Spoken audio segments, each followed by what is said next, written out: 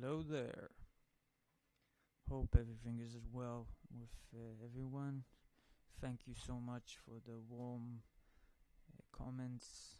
You really helped me keep me going on and making these videos, which is the whole point. So yeah, I've been requested lately to do a video about kick and bass sidechain compression in particular, and in general the parts the kick and bass fill inside the mix and inside the track. So we talked about the seriousness of the parts they fill in the writing of the track. The kick is gonna be always there, so it has to sound good, and the bass is the basis of everything you build on top of it. Okay, so in terms of mix, you have to remember that kick and bass should be at least 80%, 85%. When I mix kick and bass, I at least give them 85-90% of the time, and the rest is a bit easier. Okay, of course if you take a 10-hour mix session, 10% is still 1 hour for everything else. But the point is that when working on a mix with your kick and bass, you must give them a lot of focus and hard work to make them sound good. Now, usually I gonna walk you through the way I approach mixing kick and bass. Usually I leave it for the last, after I've already written the whole track, but a few people requested me, so I thought I'll just do a tutorial on how I use the sidechain compression and how I generally mix kick and bass. So let's get started. This is what we have. This is everything, first of all.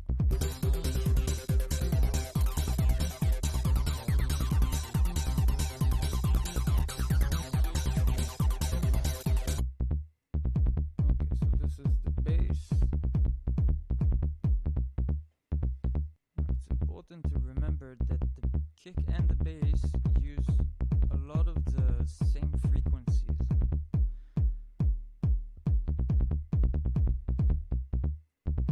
And a lot of the trouble comes from the fact that the bass has a lot of bass, and also the kick has a lot of bass. So I go into the channel EQ and start with the kick, actually. Already, this is flat.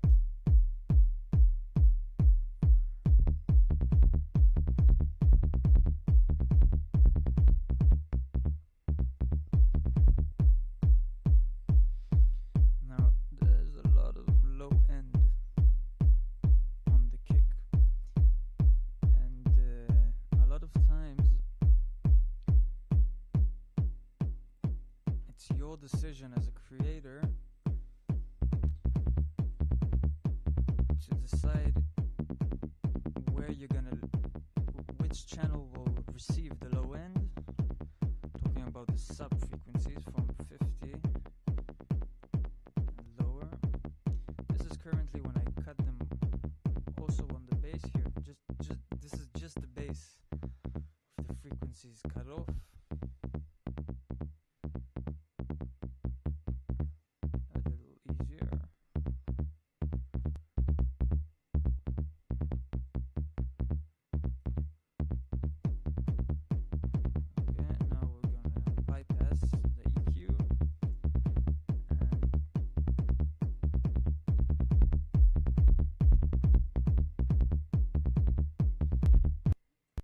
This is the kick with the EQ.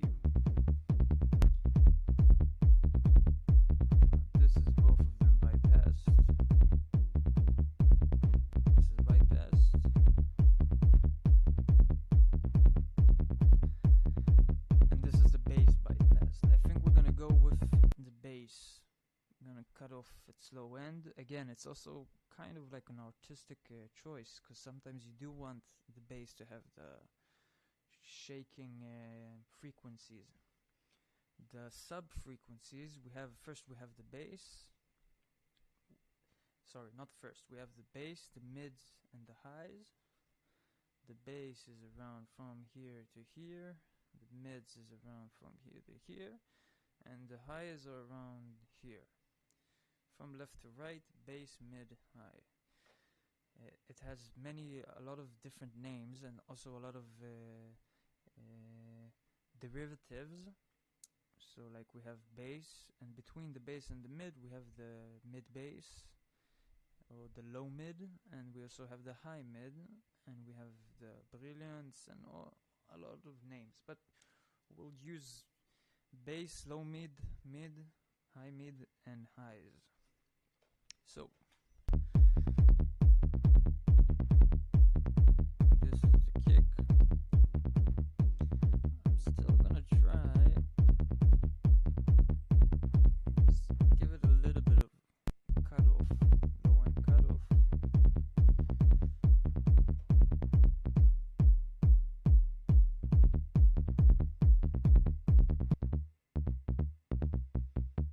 Okay, so now what's gonna happen is we're gonna go into part 2, which basically means using the sidechain compressor.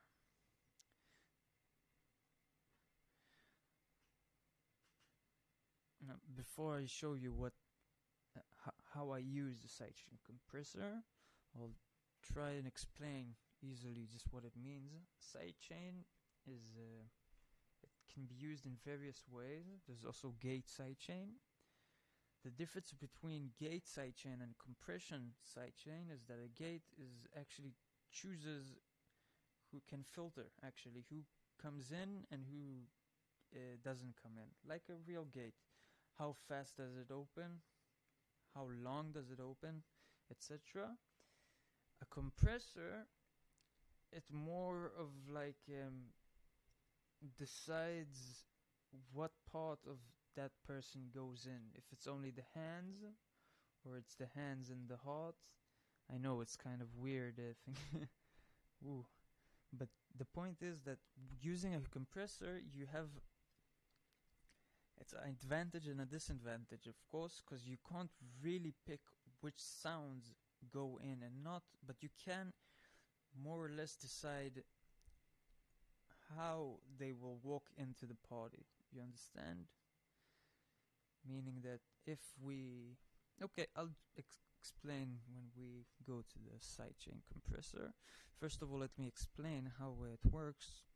What happens is we are going to send our bass track to the sidechain output, and our kick track, we're gonna go to our auxiliary bus or auxiliary send and send it to a different output. And now for the main event.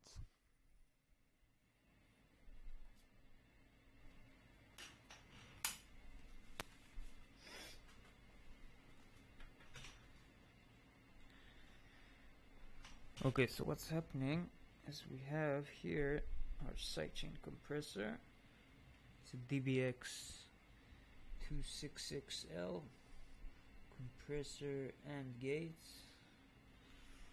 Try to make it easier for you to see.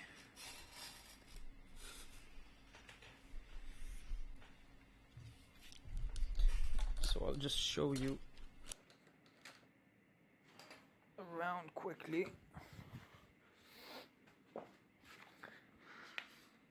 This is the back of the compressor, and we have two cables, which are the outputs that we just assigned, that I just mixed up. Okay, so the kick is going to go to the sidechain insert, But before it goes into the sidechain insert, I'm gonna put it through the second channel of this compressor. We have two channels, two individual channels. I'll show you in a bit why I'm doing so. And the bass goes into the input of the first channel. So the kick goes into the input of the second channel, then from the output of the second channel goes into the input of the sidechain insert of the first channel, which we have plugged in the bass, and out goes a cable. This is my new apartment, by the way. Haha. Okay, and then the output cable goes in to our channel 3 mono channel.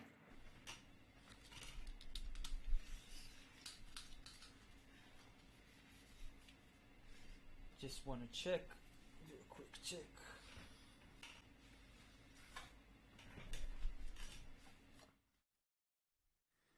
That everything is working correctly.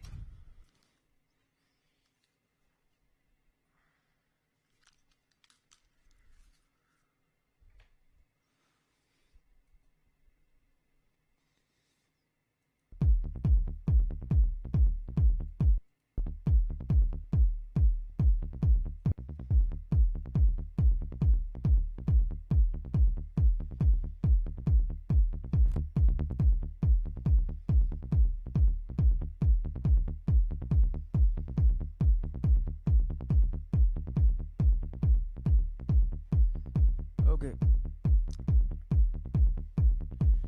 Everything is okay.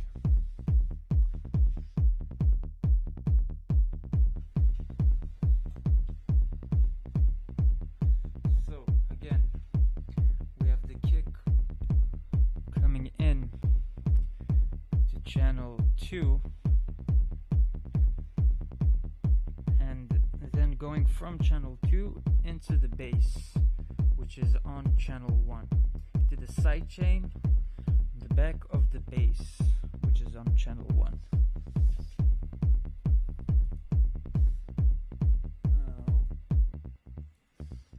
What we're hearing now is the bass being affected by the kick. You can see this is the kick channel, so it hits as fast as the kick comes in,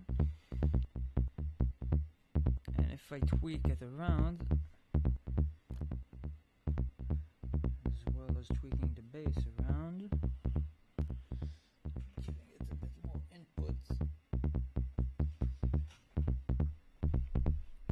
Okay, so this is actually flat. Now, as soon as I go to the kick gate, expander gate section, what I get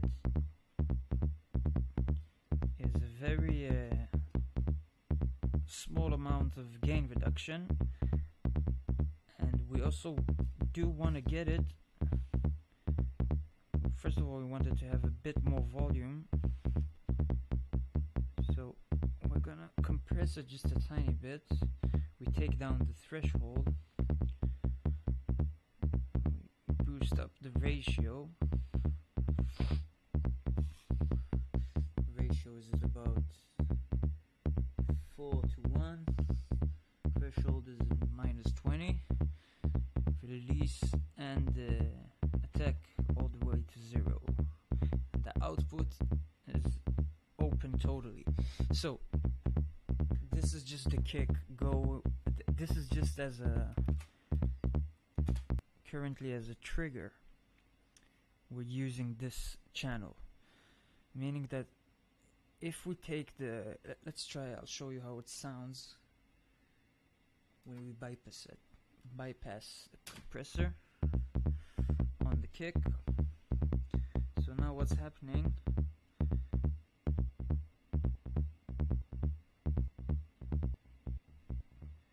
this is very hard compression, just the kick going flat into the sidechain input of the bass.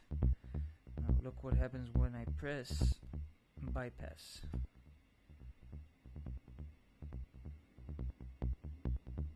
Okay, this is when I take it out of bypass, sorry.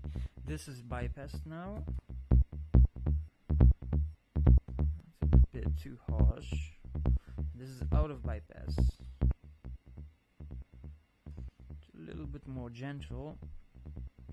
Gives us a little bit more room if we take up the threshold.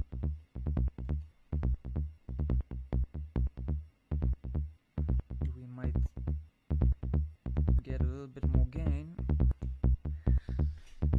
Let's add the kick. This is now the original kick I'm adding.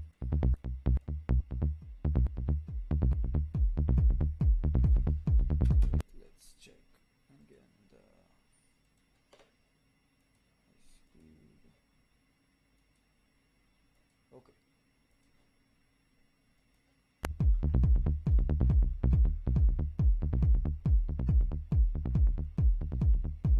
This is bypassed. Nothing happening now, only the EQ we did. This is unbypassed.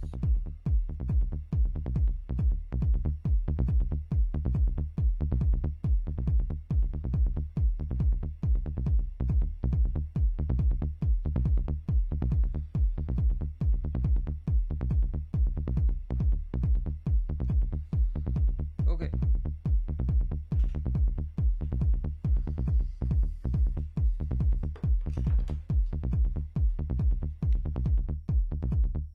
So I'm actually happy with the way it sounds. I'm gonna do to you a quick A/B comparison.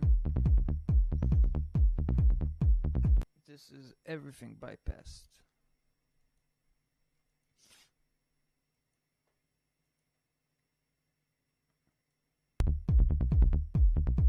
This is step 1 as we began. Okay, now this is A.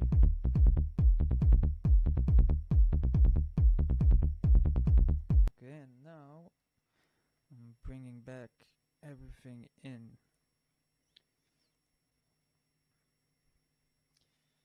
Okay, let's hope for the best.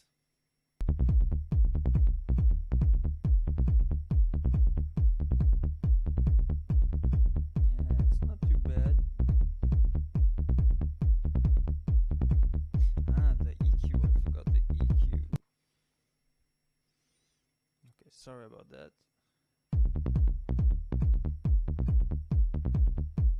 That's a bit easier, but it's funny because without the EQ,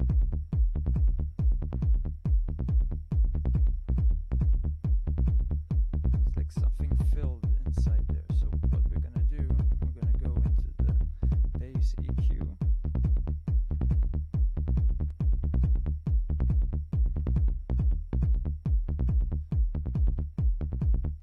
This is compressor bypassed. This is unbypassed.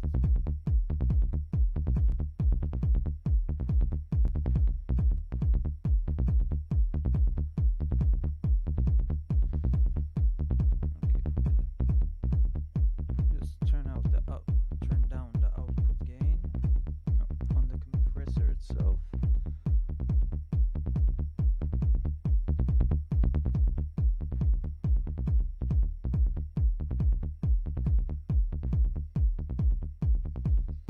And we're gonna bring up a bit the release on the compressor channel.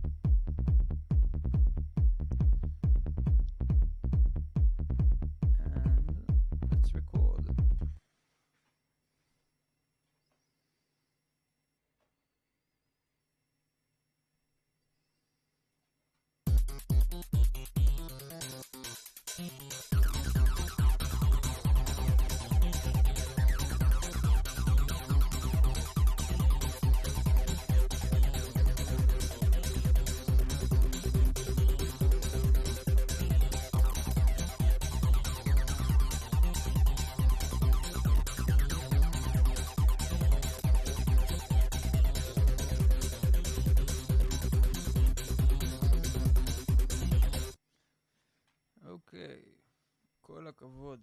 which means good job.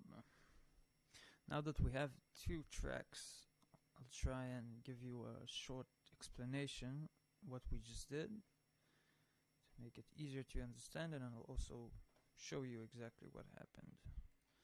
So this is the bass that we started with, bass and kick, and this is the bass with the sidechain. What's happened is we took the kick, we sent it to our compressor to one of its channels. We compressed it in a way that the only thing that we get from the kick is kind of like a trigger. Instead of hearing the whole woo, woo, woo, woo, we listen, we get just like a tick, tick, tick, tick. I couldn't, there wasn't really a way for me to let you hear it because it doesn't really matter how it sounds. We're not recording it. We're just looking to see the behavior of the compressor with it, and then we sent out that channel into the sidechain in on channel number 1, which is the channel that the bass goes into, and out back into the DAW. So what happened is we got the kick triggerized. I don't think there's a word like that, but we made the kick into some type of trigger, and when it hits, it's kind of like it climbs over the bass. It kind of like it doesn't kind of like, it compresses the bass, but not the kick itself. It's the compressor who's compressing, of course. Again, the kick is only a trigger to tell the compressor when to start to work. So as soon as there's a hit of the kick, the compressor knows now I'm working, and we tweaked it a little bit. I'll go in depth of exactly the compressor parameters in the future. This is just was requested, and I think it's important to start to understand, because kick and bass are very, very vital in every track and in every mix. So again, this is the old one.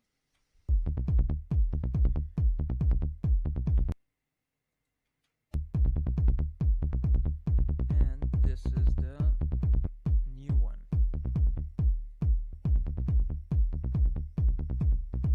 Very slight change, but I think it's worth it. Okay, so that's it for today. Be well. Today's word is camel. See you next week. Going back to melodies. Bye bye.